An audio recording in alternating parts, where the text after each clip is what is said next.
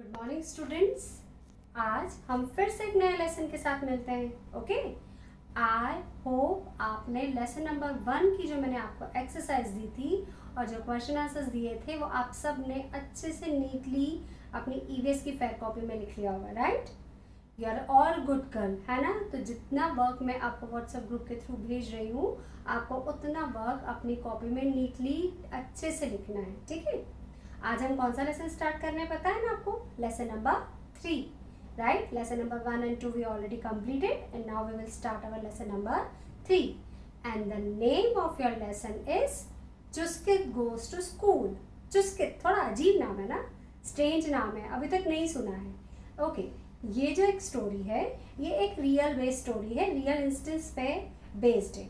सुजाता पद्मनाभन नाम की एक लेडी है जिन्होंने ये स्टोरी जो है लिखी है और स्टोरी का नाम क्या है? Chuskit goes to school. अच्छा, बिफोर स्टार्टिंग अवर स्टोरी, आपने कभी रैंप देखा है या ये वर्ड सुना है? रैंप क्या होता है? वर्ड नहीं सुना होगा लेकिन शायद देखा होगा। कभी हॉस्पिटल्स गए? हॉस्पिटल में स्टेयर्स के साथ में, सीढ़ियों के साथ में एक स्लाइड, फिसल पट्टी जैसा एक चलने का जगह बनी हुई रहती है ना, जो ऊपर से हाई रहती है। जैसे स्लाइड होती है ना हमारी फिसल पट्टी, ऊपर से हाई रहती है और नीचे से डाउन रहती है। ऐसा देखा होगा ना, शायद आपने देखा होगा। आपको पता है हॉस्पिटल्स में ये क्यों बनता है? पता है? हॉस्पिटल में जो स्ट्रेचर होता है जिसपे हम पेशेंट्स को लेटाते हैं और लेके जाते हैं, या उनके लिए बनता है। और साथ ही साथ में अगर हॉस्पिटल में कोई फिजिकली डिसेबल्ड पीपल आते हैं जिनको चलने में तकलीफ होती है, जिनके पैर नहीं होते हैं, उन लोगों के लिए जो है ये रैंप वाला एरिया जो है वो बनाया जाता है। अब आप सोच रहे होंगे कि ये रैंप की बात मैं क्यों कर रही हूँ, हमें तो स्टोरी पढ़नी है। मैं आपको जब आप आगे में स्टोरी बताऊंगी ना तब आपको समझ में आएगा कि मैम ने रैंप के बारे में बात क्यों की थी। ठीक है, चलिए हम स्टार्ट करते हैं हमारी स्टोरी। चुस्कित नाम की एक गर्ल है, वो रात भर नहीं सोई है और बहुत एक्साइटेड है। सुबह जल्दी मॉर्निंग में उठ गई है। एक्साइटेड इसलिए है क्योंकि आज उसके लिए जिंदगी का सबसे बड़ा दिन है। सबसे बड़ा दिन इसलिए है क्योंकि आफ्टर 9 लॉन्ग ईयर्स वो आज पहली बार स्कूल जा रही है। 9 साल का वेट करा है उसने स्कूल जाने के लिए। अब 9 साल का उसने वेट करा है आज स्कूल जाने के लिए, तो वो इतनी एक्साइटेड थी कि रात भर सोई नहीं है और सुबह जल्दी से उठ के खिड़की पे पास जाके बैठ गई है। वो एक स्पेशल गर्ल है। स्पेशल पता है क्यों है? वो स्पेशल इसलिए है क्योंकि जो चुस्कित है वो अपने पैरों से नहीं चल सकती है और घर में चलने के लिए भी वो क्या करती है, घर में चलने के लिए भी वो व्हील चेयर का यूज़ करती है और व्हील चेयर के थ्रू ही घर में एक प्लेस से दूसरी प्लेस मूव करती है। चुस्कित जिस प्लेस पे रहती है वो जो जगह का नाम है वो है लद्दाख। आपको पता है लद्दाख कहाँ है? नहीं सुना होगा। सुना है क्या नाम? लद्दाख जो है जम्मू कश्मीर जो एक स्टेट है, वहाँ पे एक जगह का नाम है लद्दाख।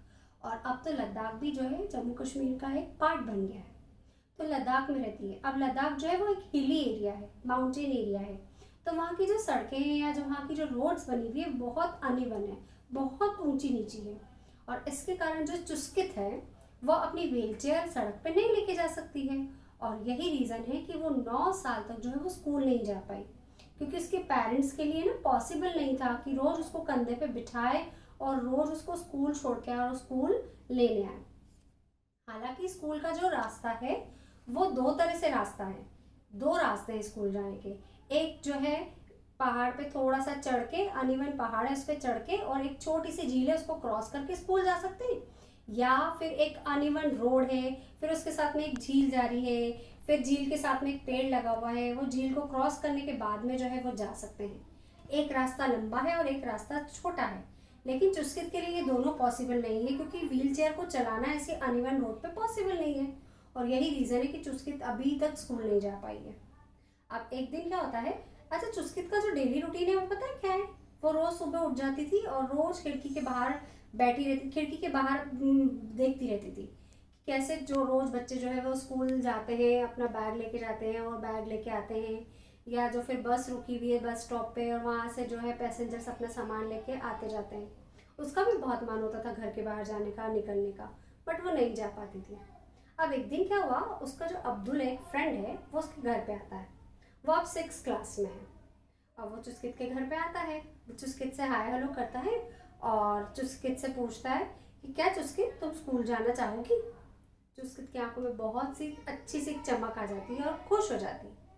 चुस्कित बोलती है, हाँ बिल्कुल, मुझे अगर मौका मिला तो मैं बहुत जल्दी स्कूल जाऊंगी, पर मेरे लिए ये पॉसिबल नहीं है।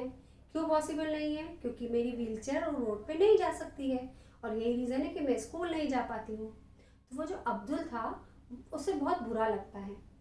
तो उसकी जब ये बोलती है कि मुझे भी स्कूल जाना है, और उसको जो भाई है स्टोभन, वो भी जो है वो स्कूल जाता है, तो वो चुस्कित बोलती है कि मुझे भी अपने भाई जैसे पढ़ना और लिखना सीखना है, काउंटिंग सीखनी है, मुझे भी अपने फ्रेंड्स के साथ, दोस्तों के साथ बाहर जाना है, घूमना है, बट मैं नहीं जा सकती।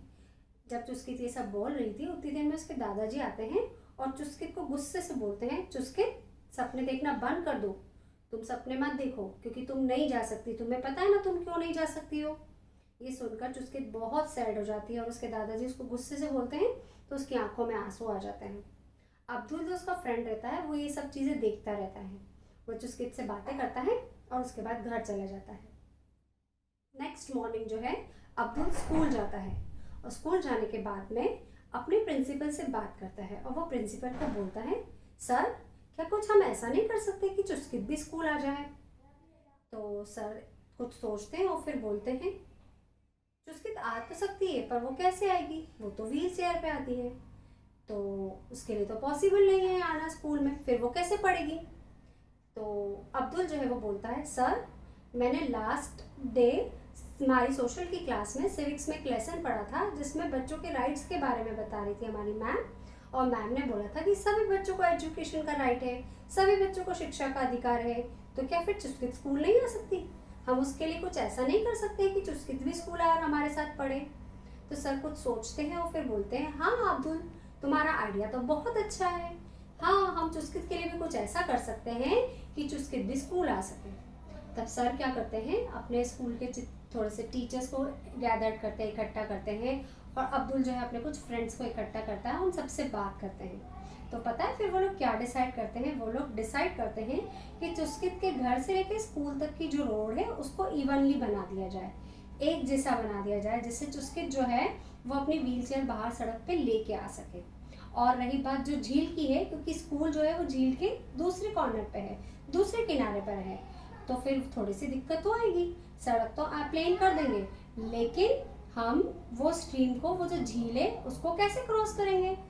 तो सर सोचते हैं और फिर बोलते हैं कि कोई बात नहीं, हम उस पर एक वुडन ब्रिज बना देंगे। वुडन ब्रिज बना देंगे तो चुस्कित अपनी व्हील चेयर जो है वो उस पर लेके जा सकती है। आपने ब्रिज का नाम सुना है? ब्रिज नया वर्ड है क्या? नहीं है शायद नया वर्ड, हिंदी में आपको मीनिंग पता है, ब्रिज यानी पुल, पता है ना पुल क्या होता है? एक ऐसा स्ट्रक्चर होता है जो हम किस पे बनाते हैं, हम या तो रिवर्स पे बनाते हैं, या रोड्स पे बनाते हैं, या फिर रेलवे की जो ट्रैक्स होते हैं, पटरियाँ होती है, उसके ऊपर भी बनाते हैं, ब्रिज होता है।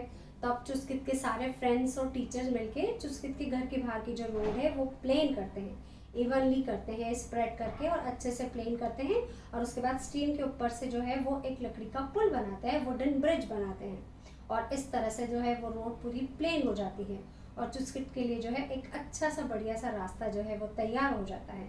और जब ये सब पूरा रोड बन के तैयार हो जाता है तब चुस्किट जो है वो बहुत खुश हो जाती है, और बहुत खुश होती है कि आज पूरे 9 साल के बाद जो है वो मुझे स्कूल जाने को मिलेगा, और आज मैं स्कूल जाऊंगी और दूसरे बच्चों की तरह मैं भी पढ़ूंगी।